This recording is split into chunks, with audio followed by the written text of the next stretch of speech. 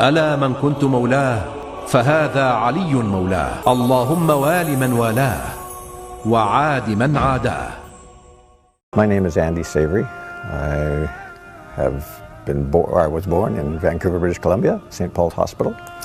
I have a brother and a sister, both younger, and we were raised in Nanaimo on Vancouver Island. My parents are now deceased, but for their retirement years they lived on Hornby Island, one of the small islands in the Sunshine Coast here. My childhood was very varied. We had a lot of influences in our lives. My father was quite strongly Anglican, my mother not so strong.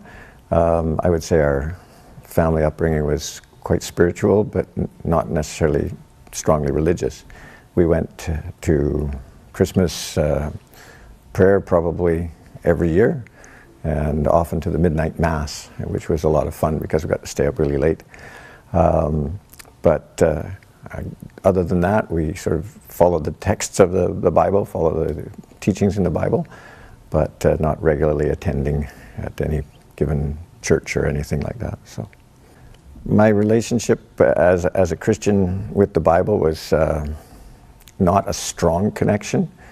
I learned early on, I'm not sure how or who, that the Bible was more of a collection of different authors rather than one thing coming directly from God. It was had many interpretations, you say, and parts of it were missing, and parts of it were in storage and not being used. So I didn't have a really strong connection with the Bible.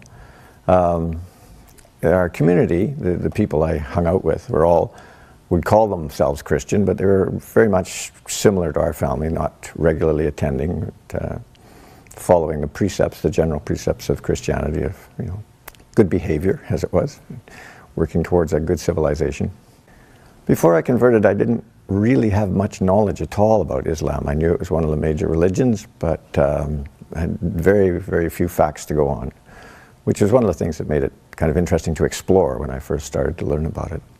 Well, when I left Nanaimo and came over to the mainland of British Columbia and worked on my own here for several years, and sort of had a slight disconnect from my family and a real disconnect from my old community. So I was, in a sense, searching for something, I'm not sure what. But I eventually got into contact with some Muslim people and ended up asking them a variety of questions, which led eventually to me taking a course in Islam from the Sunni brothers.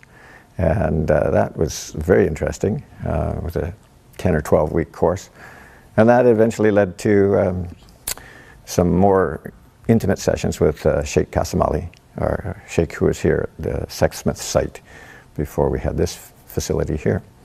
And eventually I did my Shahada with him back in the year 2000. I met some people who were good role models, I suppose, of Islam. They're very gentle people and very outgoing, and just by asking some questions through them, that was sort of what got me going on an investigation of Islam, I guess you might say. Yeah.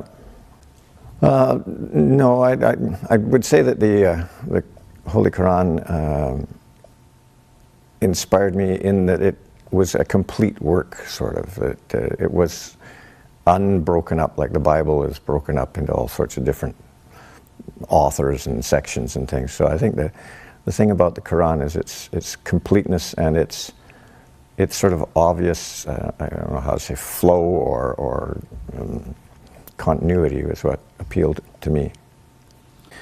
I came across it through the teachings of the Sunni brothers, and they introduced me to the Quran, and throughout the course that I took, they had many examples from the Quran, and slowly we started to read through it. Yeah, one of the things that got me intrigued with Islam was associating with the family that I mentioned there. When I started to work at Science World in Vancouver here, I met my now wife's mother, who was working in the gift shop then, And later on, her daughter came to work at Science World as well. And the two of us were hired on to work as a part of a 4-person team that toured British Columbia, giving off science shows to small communities all over the province. And during that time, we were talking about everything over the different meals and staying awake on the long drives between communities and all that sort of thing. So Islam was a topic of conversation, and it got me more and more interested in it. So eventually, I started to sort of investigate it on my own. It continued to be interesting, so it was good. In British Columbia at that time, there really wasn't any image of Islam in the media. It wasn't a high point or a low point, or it wasn't part of the sports scene or anything like that. So there's very little media coverage that I recognized as Islamic media coverage back then. Mind you, I didn't pay too much attention to the media. I'm not a television aficionado, so I spent a lot of time in the woods when I was young, and didn't spend much time worrying about the outside world too much. It's more the biological world and the miracles, the interwoven intricacies in the biological world fascinated me. And that's part of my spirituality too. I believe there's a God because of the complexity of our world and the beauty of our world. There's so many things interwoven and interconnected that you cannot even imagine that it could possibly be coincidence. It has to be guided. And so that's where my spirituality sort of comes from. Now, as I said, the media image just wasn't there. There was nobody investigating Islam. There was no reason to. I mean, this is 15, 16, 17 years ago in British Columbia, certainly. And we're not part of America, and we don't really follow the American television patterns too much, I don't think. But, or at least we didn't used to. We do more now, I think. But there was very little information out there. I had to search to find a course on Islam that was open to the public without going to university or something, right? So the Sunni brothers were the only people that had any information out there. And I'm glad that they did. They were very welcoming and very happy to have me there, and it was quite interesting.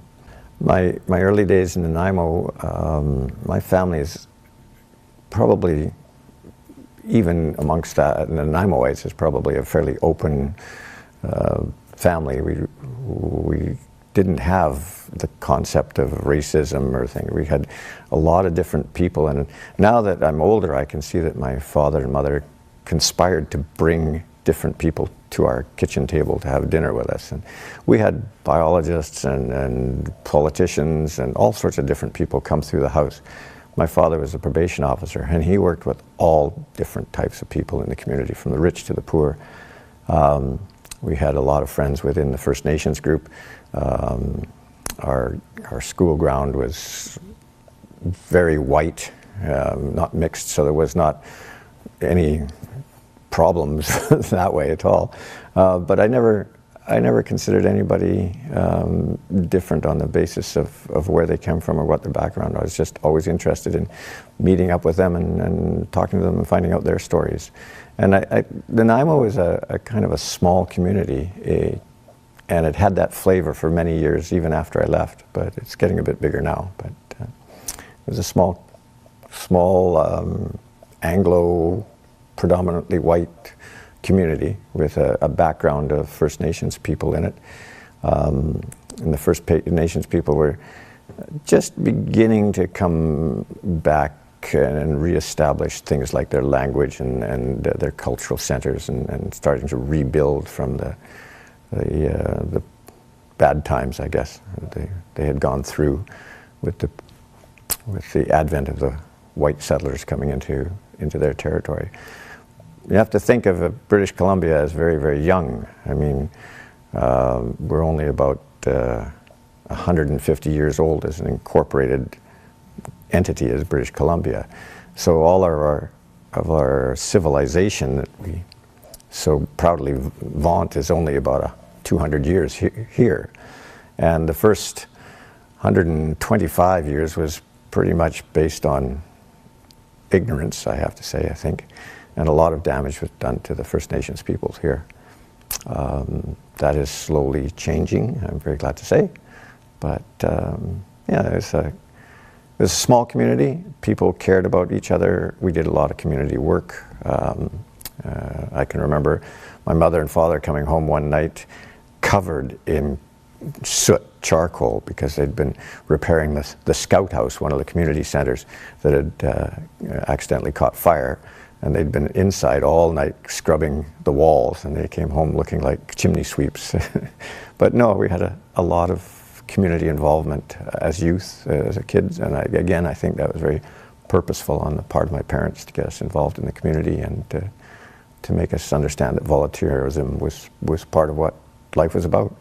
I've had a very, very gentle transition into Islam compared to some of the stories I've heard where people's families have disowned them and things like that. My family, I think they blinked once, and that was about it. They were totally welcoming any path that I chose to take. They left it up to me, and what I did was fine by them, sort of thing. They were curious, but welcoming to any new conversation, any new point of discussion. So I didn't have any problems with my parents. On the actual day I took the Shahadat, I think it was November 14th in 2000, with Sheikh Qasim Ali, who has, I'm glad to say, become a friend of mine. Although we don't see each other as much as we should. He was very, very kind with me and very understanding and guiding me very carefully and gently along the way, letting me ask any question that I wanted to ask. My friends, again, curiosity, nothing other than curiosity. There was no negative vibe at all that I ever experienced in anybody. So, like I say, I've had a very gentle transition, so it's been very good. The welcoming from the community here was tremendous. Everybody soon knew my name, probably because I was the only white person there, and the only person named Andy, so it wasn't very hard for them to remember my name. My concern was that there was so many Muhammads and Alis that I was never sure of anybody's name for the longest time. But yeah, the earliest memories I have are open welcome. My friends Karar and Mehboob and Mamdou and other people gave me such a warm welcome that it really made a difference. It was very very easy to be here with them and be part of the community. You mean not being able to eat ham? No. The difficulties with, there weren't any real difficulties. I never drank anyway, so there was no alcohol. I never did smoke, so there was no cigarettes to worry about. There was,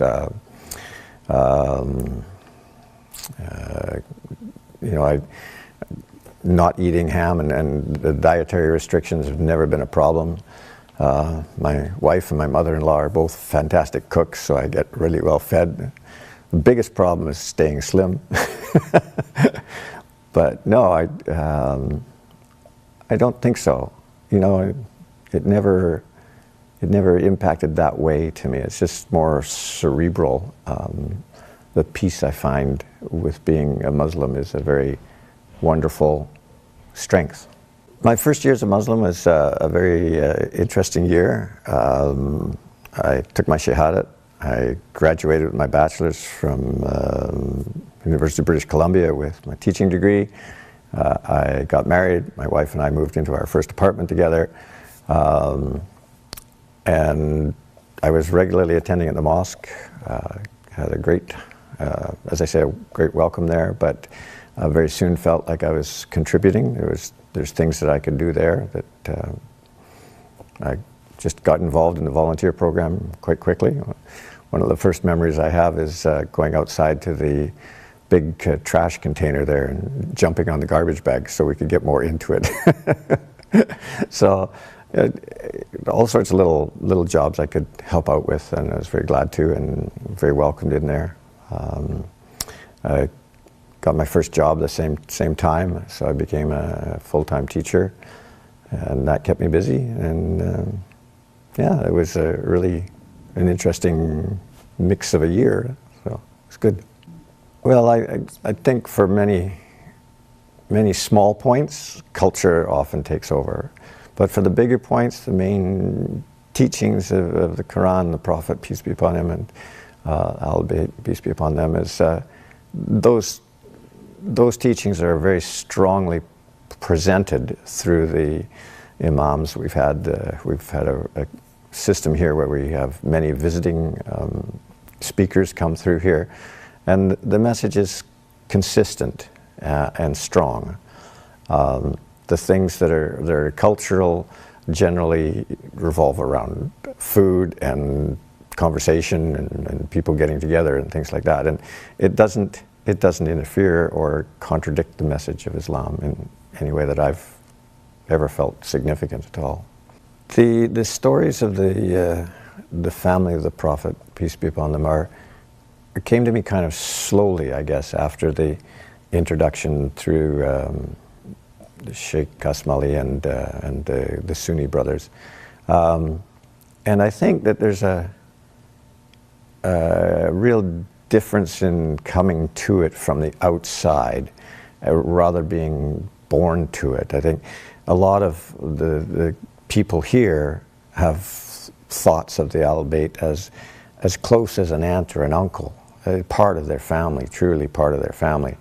And I think I have yet to achieve that closeness. Some of the stories strike a real resonance with me, like Abbas at Karbala. Very, very strong, very affecting. His, being a working man, I can sort of relate to Abbas a little bit. I don't have the strength of a very strong man, but I really enjoy the play and feel of my muscles when I'm working. That action that Abbas was renowned for on the battlefield. And then the day on Karbala, he sort of renounces that and goes out to fetch water, a mundane task, not a warrior's task. And that's how he meets his fate, that's how he dies doing this. He sort of surrenders to Allah all his muscles. He puts them aside and he just goes to get water. It struck me very strongly. The other thing about Karbala is the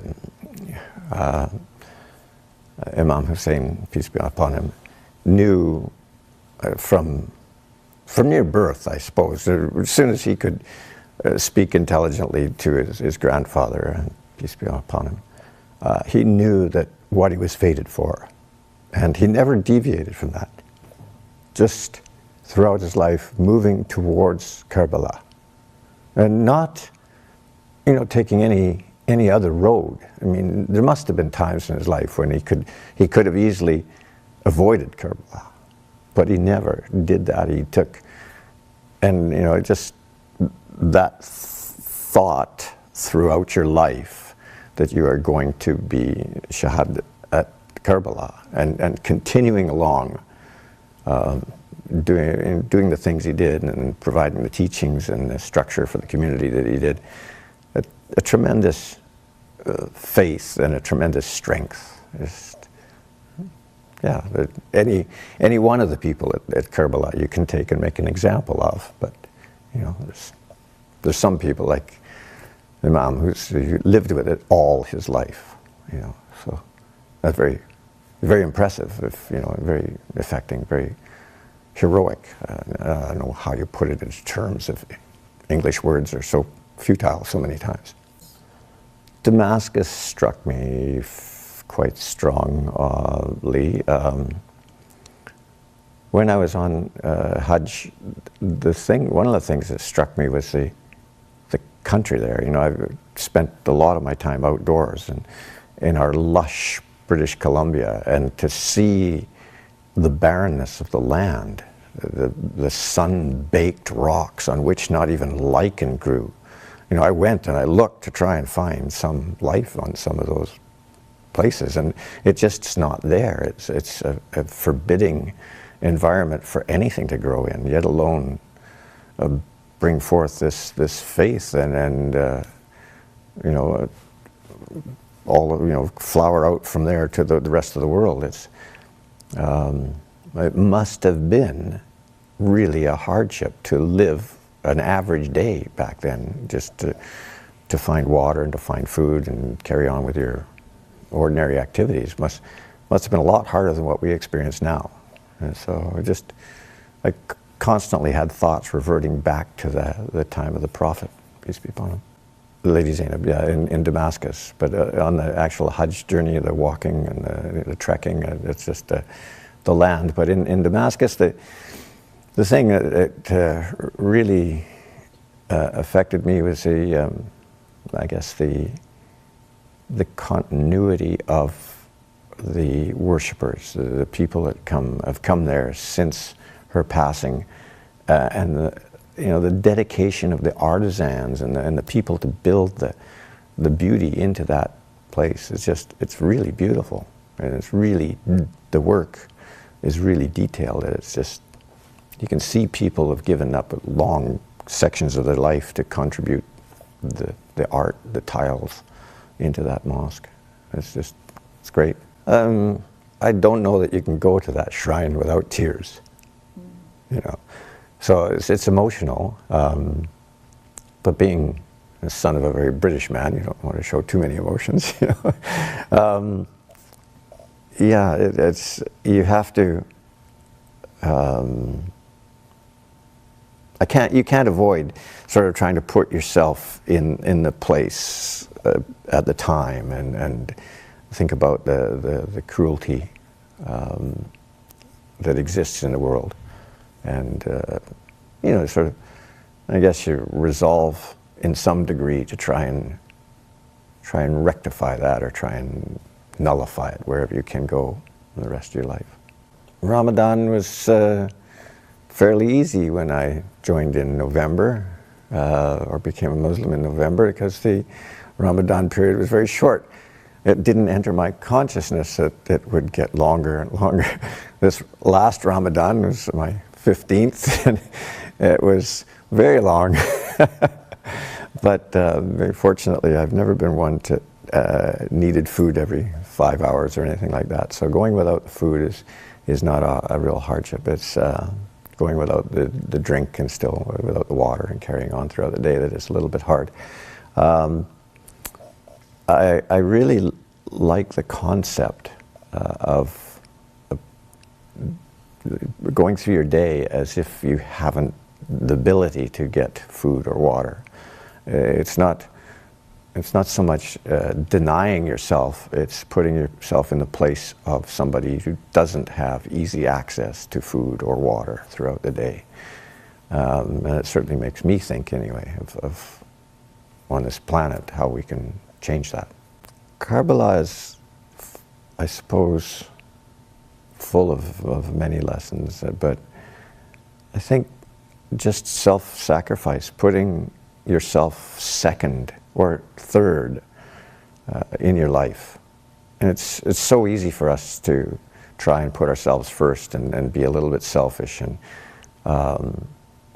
I've been really, astounded at the selflessness of the people at the mosque here, the people I've met through Islam and through the connections here. It's simple things, but my mother-in-law asks me 5 or 6 times if I've had enough food, right? Whereas in my Christian background, it would be once. And if you didn't reach for it, it went somewhere else. So she never ever puts herself first, right? She's always working for somebody else or for the family or something. And, so is my wife and my father-in-law. They're always very unselfish, and it's really refreshing or very good to see, because I think in outside of the society, in the more cosmopolitan society, people really do tend to put themselves first much more frequently, as people that don't have the guidance or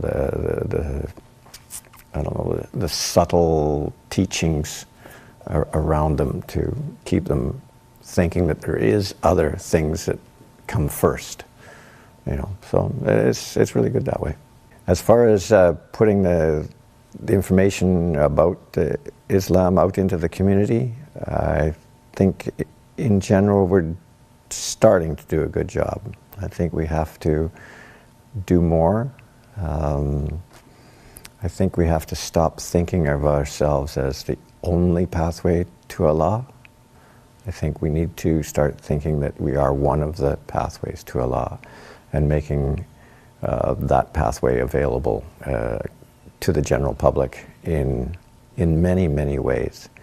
For instance, in the educational system, we're not supposed to teach about religion in the classroom. We're not supposed to speak about our faith in the classroom. Being a teacher, I find that unsettling. I think that our society needs faith, it needs direction, and all of the major religions that I know about, their goal is to create a peaceful society where everybody has equal opportunities and has the ability to worship or not worship as they please. I've been asked many times about what we should do to get our message out there, and I can't think of any particular things. One of the things that youth group has been doing here is the Journey into Islam, which is a night where we can invite community members in for a nice dinner and a display of different Islamic artifacts and teachings and things like that. And just an informative night. I think we have to be very careful not to try and convert people, but just to inform them and lay it out there.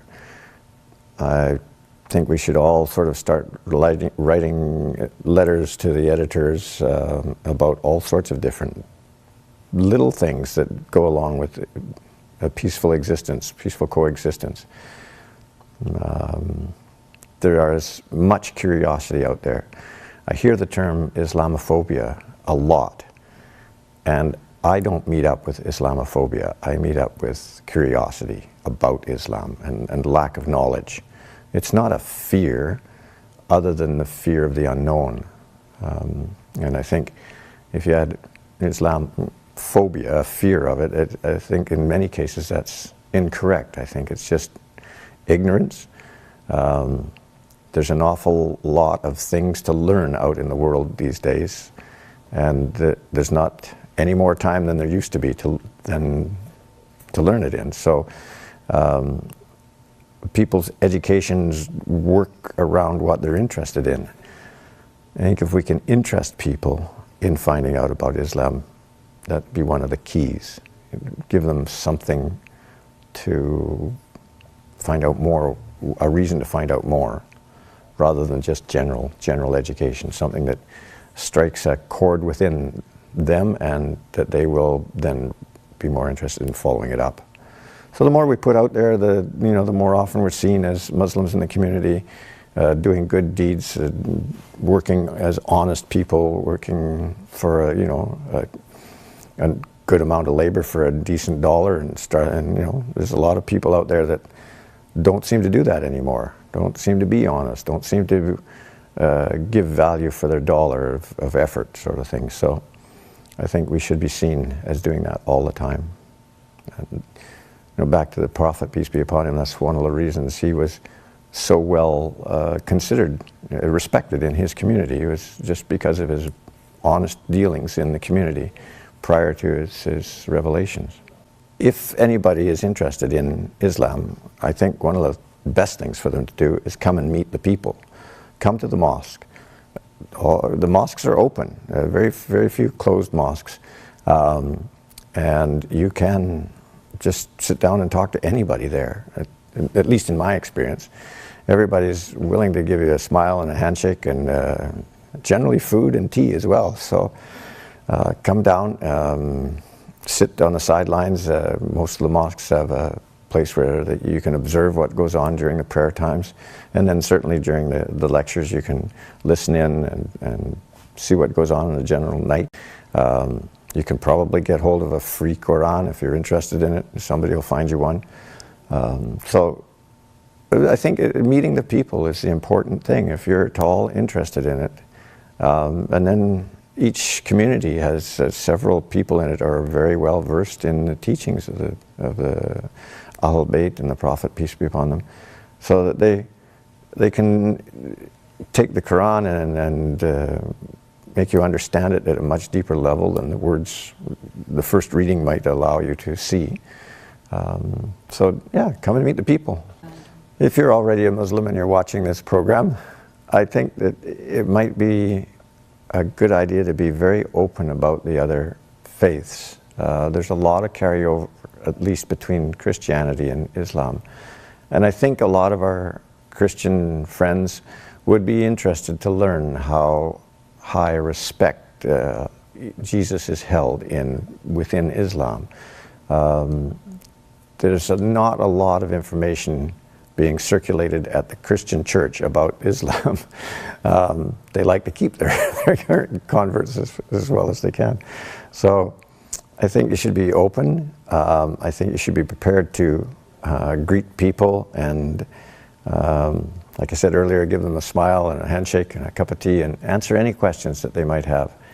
I certainly received a great welcome when I came here. It was a big part of my continuing as a Muslim into sort of, I don't know what you'd call it, full-time Islam. But no, I think openness, clarity with your conversations, clarity with your thoughts and the way you present things, being sure of your concepts, making sure what you're saying is Islamic and not caught up in the rhetoric of the press. It's not that easy sometimes. A lot of questions are very specific and are embedded in the minds of the other people already in the stuff that they see on the media. If that's the case, then make sure you're referring the person to your Maulana or your wise man, so you get the right message to these people. I don't think you'll make converts, and I don't think that's what you want to make. I think you just want to get people comfortable with Islam, comfortable enough to ask questions, comfortable enough for a basic understanding of where we're coming from and what we're trying to do. And all we're trying to do is create a peaceful society.